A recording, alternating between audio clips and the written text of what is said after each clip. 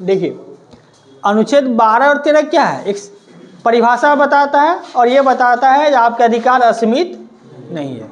हाँ, अब जो पहला अधिकार है समता का अधिकार यानी समानता का अधिकार, वो कहाँ से 14 से लेकर 18 तक।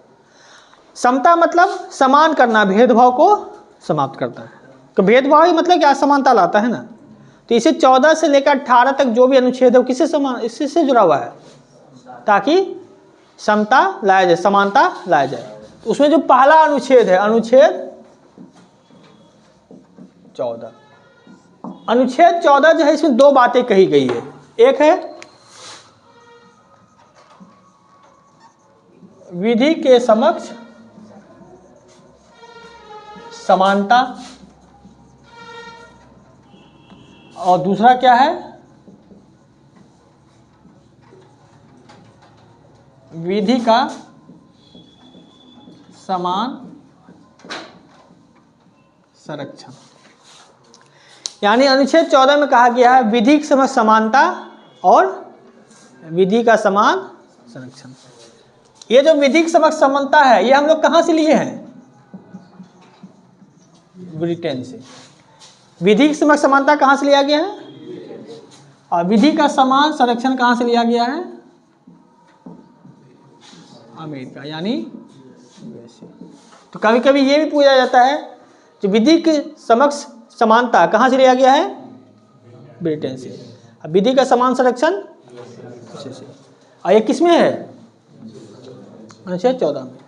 देखिए इस नाम से लिखा हुआ है विधि के समक्ष समानता, यानी कानून के समक्ष सब बराबर है, चाहे हम है या आप है, कानून की नज़र में सब क्या है, बराबर है।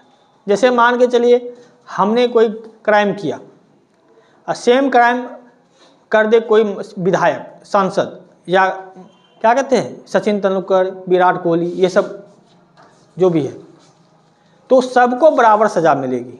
ऐसा नहीं है जो विराट कोहली है, देश का प्रतिनिधि करता है, कोई सांसद है, विधायक है या कोई पद्म भूषण प्राप्त है तो उसे सज़ा नहीं मिलेगी। यहाँ तक कि राष्ट्रपति, प्रधानमंत्री भी अगर कोई क्राइम करते हैं, मर्डर करते हैं, ये सब करते हैं, उनको भी सज़ा मिलेगी। वो सज़ा मिलेगी जो कानून में लिखा हुआ है, ठीक है। यानी कानून के नज़र में सब क्या है, बराबर है। चाहे वो आप अमीर हो, गरीब हो, बहुत बड़े व्यक्ति हो या कोई स्थिति नहीं हो, ऐसा नहीं है जो बड़ा व्यक्ति है मर्डर करने पर उसको छोड़ दिया जाएगा, ऐसा है। हाँ, अगर आप चलिए राष्ट्रपति, प्रधानमंत्री जैसे पद पे है तो जब तक आप राष्ट्रपति, प्रधानमंत्री है तब तक आप पे केस नहीं चलेगा, लेकिन जब आप पद से इस्तीफा दीजिएगा तब आप पे केस चलेगा, ठीक है। यानी कानून के नज़र में सब क्या है, समान है।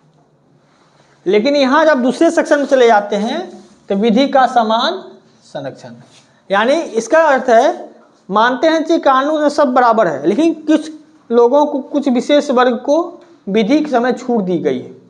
जैसे अब मान चले वृद्ध व्यक्ति, फिर महिला, दिव्यांग, ठीक है, ऐसे जो लोग हैं, बच्चे, इन सब को कुछ संरक्षण दिया जाता है। जैसे आप देखे होंगे कानून की नज़र में भी जो मानी प्रेग्नेंट महिलाएं हैं, दिव्यांग है, वृद्ध है, इन सबको थोड़ा सा छूट दिया जाता है, या बीमार कोई व्यक्ति है, तो इन सबको जरूरी नहीं इसको समान नहीं माना जाए, आम आदमी समान लोगों को नहीं माना जाता है, इन लोगों को कुछ विशेष छूट दी जाती है। चाहे वो महिला हो, वृद्ध व्यक्ति हो, दिव्यांग हो, बच्चे हो, बीमार हो, इन सबको छूट दी जाती है। यानी विधि की तरफ इन लोगों को कुछ संरक्षण प्राप्त है। भाई यहाँ हमने क्या कहते, सब बराबर है, लेकिन यहाँ क्या कि नहीं, कुछ वर्गों को थोड़ा सा छूट दी गई है। इसके अलावा जो है राष्ट्रपति और राज्यपाल के खिलाफ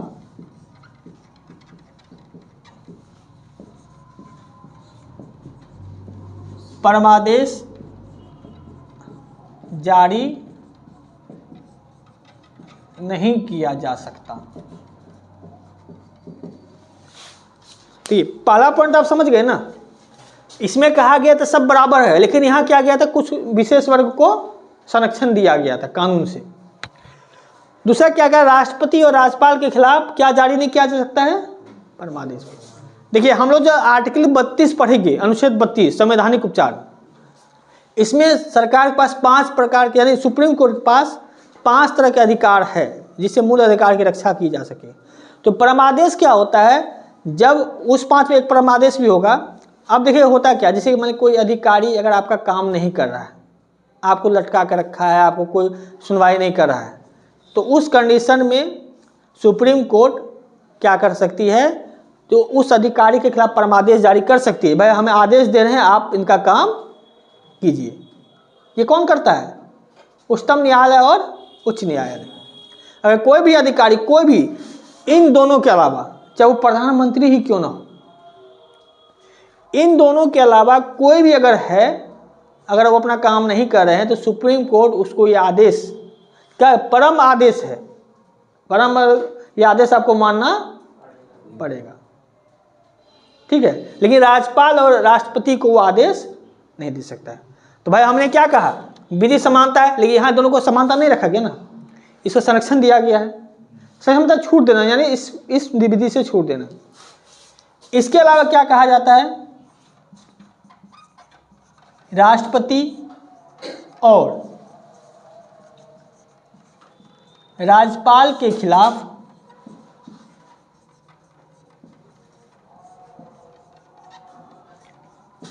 किसी भी न्यायालय में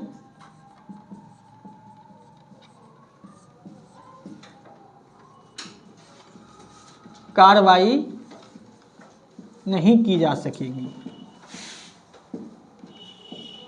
ये किसमें चर्चा किया है, अनुच्छेद 361 में। अनुच्छेद 361 में क्या कहा गया, राष्ट्रपति और राज्यपाल के खिलाफ किसी भी न्यायालय में कोई कार्रवाई यानी केस नहीं चलेगा। तो भाई आपने कहा सब बराबर है, यहाँ इससे अलग क्यों है, तो इसका मतलब गलत नहीं निकालिएगा। तब कैसा, क्या राष्ट्रपति राज्यपाल को मर्डर कर दिए, क्या उसके खिलाफ केस नहीं होगा? लेकिन यहाँ क्या लिखा है, किसी भी न्यायालय में कार्रवाई नहीं की जा सकती है। तो क्या होगा बताइए, कैसे केस चलेगा इस पर?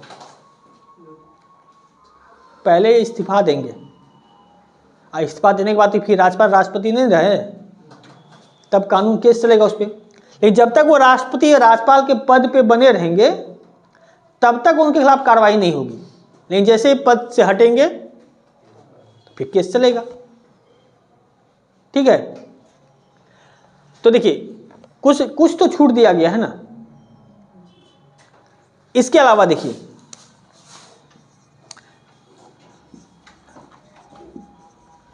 विदेशी शासक एवं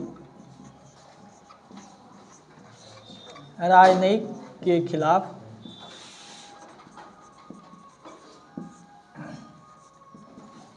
न्यायालय में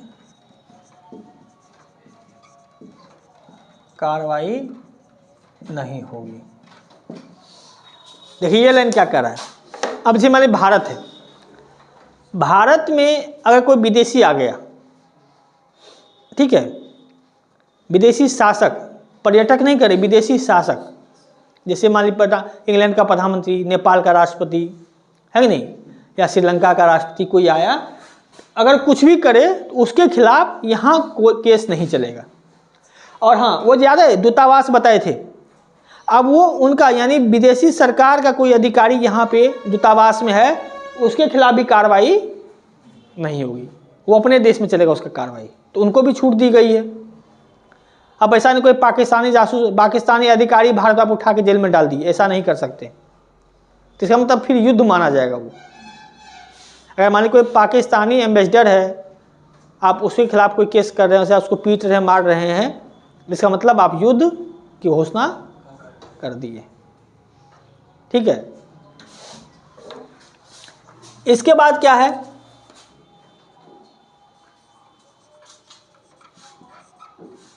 विधायक को अनुच्छेद 105 तथा सांसद को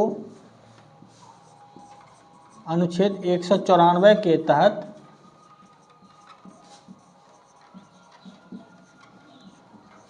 अधिकार प्राप्त है।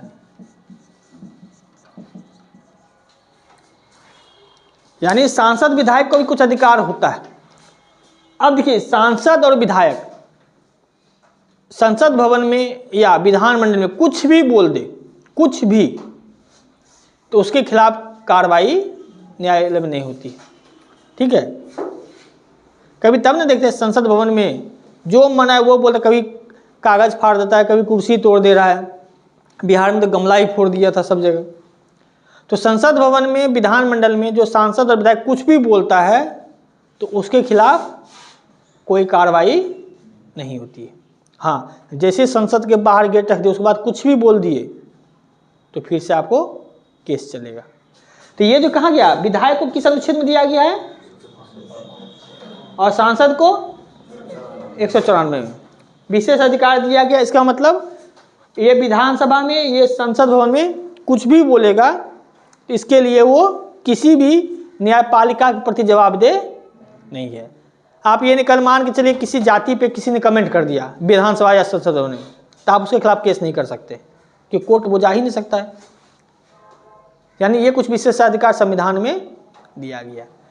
ये क्यों दिया गया है? ताकि विधायक और सांसद बिना डर के कुछ बोल सके, लेकिन इसका गलत फायदा हो जाता है। ठीक है, अगर मैं विधायक सांसद पे भी अगर सुप्रीम कोर्ट कंट्रोल करने लगेगी तब तो सब सारा सुप्रीम कोर्ट हो जाएगा ना, तब तो उसका राज हो जाएगा। इसीलिए सबको कुछ न कुछ शक्ति दी गई है, तो कुछ विशेष छूट दिया गया। सुप्रीम कोर्ट या हाई कोर्ट इस पर कोई कार्रवाई नहीं कर सकती। हाँ, और एक हो गया अनुच्छेद 361 क के तहत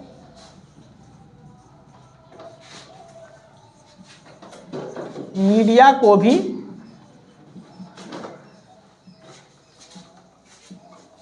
विशेष अधिकार दिया गया है।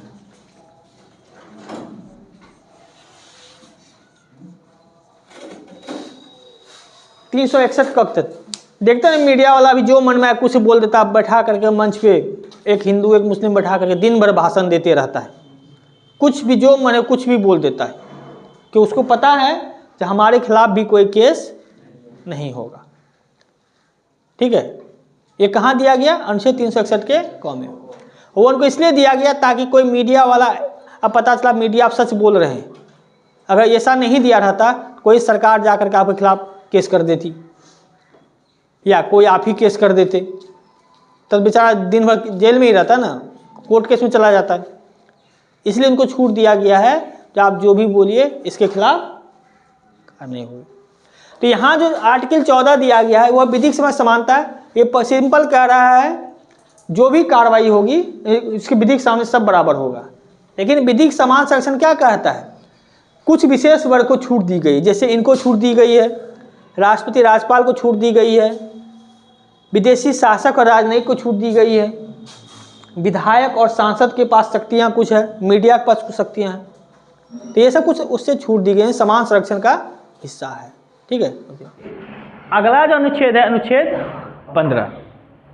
देखिए याद रखिएगा, मूल अधिकार का जितना भी अनुच्छेद है सब इम्पोर्टेंट है, एग्जाम के पर्पज़ से भी और बिना एग्जाम के पर्पज़ से भी। क्योंकि अगर ये चीज़ अगर आप जान लीजिएगा तो आपके साथ कभी भी धोखा या शोषण नहीं होगा, आप कहीं भी अपना हक मांग सकते हैं। तो जैसे देखिए अनुच्छेद 15, तो अनुच्छेद 15 में क्या कहा गया है?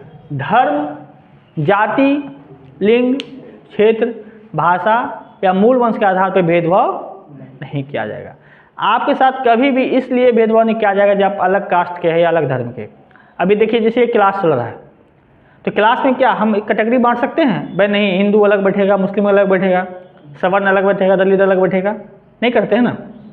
उसी तरह आप कहीं भी जाते, ट्रेन में जाते हैं, सिनेमा हॉल में जाते हैं, एग्जाम में जाते हैं, कहीं भी जाते हैं, तो क्या आपके साथ भेदभाव होता है?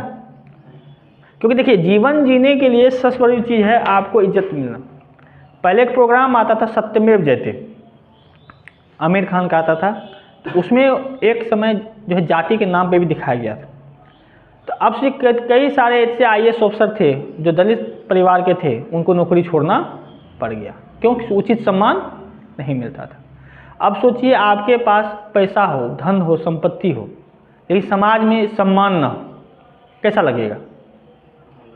जैसे मान लीजिए आपके घर में 1 करोड़ रुपया साल का आता हो, आप फॉर्च्यूनर भी खरीद लिए हो, लेकिन जब आप किसी के द्वार पे जाते हैं आपको कुर्सी नहीं देता बैठने के लिए, है कि नहीं? या आप कहीं जाते हैं तो शादी में सबसे अंत में बिठाया जाता है भोज खाने के लिए, कैसा लगेगा? अब वो आपसे बहुत गरीब हो, आप उसके जैसे 10 नौकर रख सकते हो, तो कितना इज्जत तो पड़ता है कि नहीं?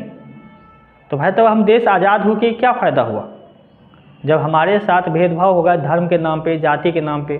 महिलाओं को देखिए, घर में आपको क्या लगता है महिलाओं के साथ भेदभाव होता है कि नहीं? आप लोग करते हैं कि नहीं? आप लोग इसमें कितने हैं जो पिताजी को डांटे, लेकिन माँ को तो सब डांटे होंगे, है कि नहीं? माँ को आप ऑर्डर भी दे देते हैं, ये खाना बनाओ, कपड़ा धो दो, या पिताजी को ऐसे ऑर्डर देते हैं, पापा कपड़ा धो दीजिए। आप लोग खुद भेदभाव करते हैं। चलिए, तो माँ का प्यार कह के सब टाल दिया गया है, लेकिन अभी भी महिलाओं के साथ भेदभाव होता है। उसे पढ़ाई में दिक्कत होती है, उस पर तभी खर्चा किया जाता है जब वो पढ़ने में तेज हो, है कि नहीं? और लड़का क्या पढ़ने में अभढंग भी हो तो तब तक खर्चा किया जाता है जब तक लड़का खुद न कह दे कि हमसे अब नहीं होने वाला है। भाषा के नाम पे भी अभी देखिए, जैसे अभी आप लोग ठीक है, अभी यहीं कोई तमिल का लड़का आ जाता है आप लोग हंसी मजाक करने लगेंगे, है कि नहीं? उसको चिढ़ाने लगेंगे, आप अपनी भाषा में गाली देना शुरू कर देंगे, ये चेक करने के लिए। उसको समझ में थोड़ा आता है, करता है कि नहीं? क्षेत्र के नाम पे भी होता है। पता चला जो अभी यहाँ पे कोई नॉर्थ ईस्ट का व्यक्ति आ जाए तो उसको लोग आप चिढ़ाने लगेंगे।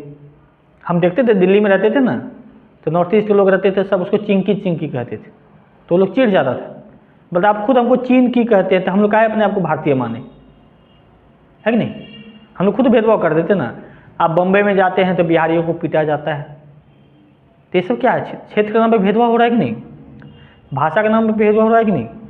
तो आप जो कह रहे हैं हम देश को विश्व गुरु बनाएंगे, सबसे बड़ा देश बनाएंगे, तो ऐसे बनेगा जहाँ पे जाति के नाम पे हो, धर्म के नाम पे भेदभाव हो। तो संविधान में कहा गया, ये अनुच्छेद 15 में कहा गया है, कोई भी व्यक्ति, जिससे जरूरी नहीं सरकार, हम भी नहीं कर सकते। देखिए, हम तो कोई सरकारी आदमी नहीं है, निजी संस्था है। अगर हम भी यहाँ जाति के नाम पे, धर्म के नाम पे या किसी नाम में भेदभाव करते हैं तो इसका मतलब है मूल अधिकार को तोड़ रहे हैं। तो आप मेरे खिलाफ भी केस कर सकते, है कि नहीं? यहाँ तक है अगर माँ बाप भी अगर बाल बेटी के साथ गलत व्यवहार करते हैं तो वो भी केस कर सकते हैं। ये जरूरी नहीं सरकार के खिलाफ है, किसी के भी खिलाफ है, कोई भी भेदभाव नहीं कर सकते। आपने देखा होगा SC ST एक्ट और जो बना है सब इसी के तहत बना है। कोई किसी को जातिगत गाली नहीं दे सकता, ठीक है? तो ये सब जो चीज़ है अनुच्छेद 15, ये याद रखिएगा। इसमें एक लाइन का था सिंपल, भेदभाव को समाप्त करना है। अगर एक लाइन में हो तो भेदभाव को समाप्त करना है, किसी भी आधार पे भेदभाव नहीं होगा। अब खुद सोचिए, आप एग्जाम देने जा रहे हैं, सबको दे दिया 2 घंटा, आपको दे दी 1.5 घंटा, अजी खराब लगेगा कि नहीं? तो भेदभाव हुआ कि नहीं? भेदभाव हमेशा खराब लगता है। और देखिएगा, इसी में जो अनुच्छेद 15 का 4 दिया गया है, अनुच्छेद 15 का 4,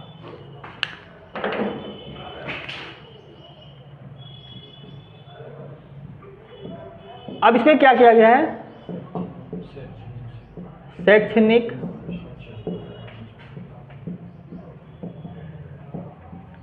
शिक्षण संस्थानों में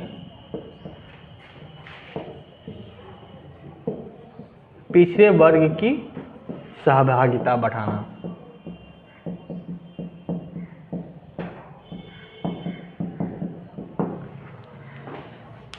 तो देखिए, शैक्षणिक शिक्षण संस्थानों में पिछड़े वर्ग की सहभागिता बढ़ाना, यानी जो भी स्कूल है, कॉलेज है, सब में क्या है? पिछड़े वर्ग को शामिल करना है। एक तरह से आरक्षण की व्यवस्था।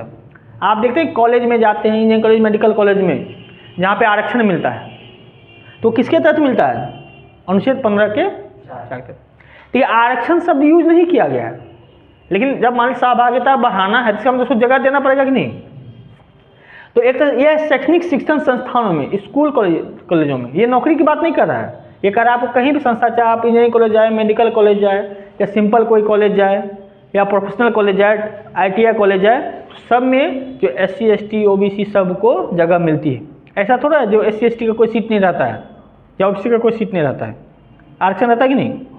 तो ये आपको किसके तहत मिला गया है? अनुच्छेद 15(4) के तहत। ये कहाँ मिला गया? शैक्षणिक शिक्षण संस्थानों में, ठीक है।